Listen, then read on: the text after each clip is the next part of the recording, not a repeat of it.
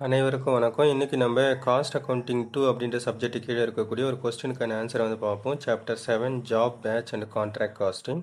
Publication is மார்க்கம் publication, page number 7.73, exercise number 6.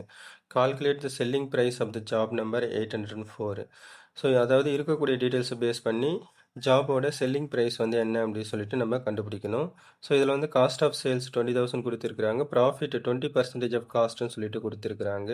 அதாவது இந்த கொஸ்டினில் டைரெக்டாகவே கொடுத்துட்டாங்க. அது ப்ராஃபிட் வந்து 20% வந்து காஸ்ட் ஆஃப் சேல்ஸ்லேருந்தே கண்டுபிடிக்க சொல்லியிருக்கிறாங்க. ஸோ இதுதான் டீட்டெயில்ஸ். இதை பேஸ் பண்ணி நம்ம எப்படி வந்து செல்லிங் ப்ரைஸ் கண்டுபிடிக்கலாம் அப்படின்றத வந்து பார்ப்போம். Answer calculation of selling price for the job number 804. First நம்ம பர்டிகுலர்ஸ் அண்ட் ருபீஸ் காலம் வந்து கிரியேட் பண்ணிப்போம். இதில் காஸ்ட் ஆஃப் சேல்ஸ் வந்து 20,000. அதை அப்படியே டைரெக்டாக நம்ம இங்கே மென்ஷன் பண்ணிக்கலாம். காஸ்ட் ஆஃப் சேல்ஸில் நம்ம ப்ராஃபிட் ஆட் பண்ணோம் அப்படின்னா நமக்கு வந்து செல்லிங் ப்ரைஸ் இல்லை சேல்ஸ் வந்து கிடைக்கும். ப்ராஃபிட் வந்து என்ன சொல்லியிருக்கிறாங்க அப்படின்னா காஸ்ட் ஆஃப் சேல்ஸ்லேருந்து 20% கண்டுபிடிக்க சொல்லியிருக்கிறாங்க. இங்கே டைரக்ட் ப்ராஃபிட் 20% ஆஃப் காஸ்ட் அப்படின்னா காஸ்ட் ஆஃப் சேல்ஸ்லேருந்து 20%.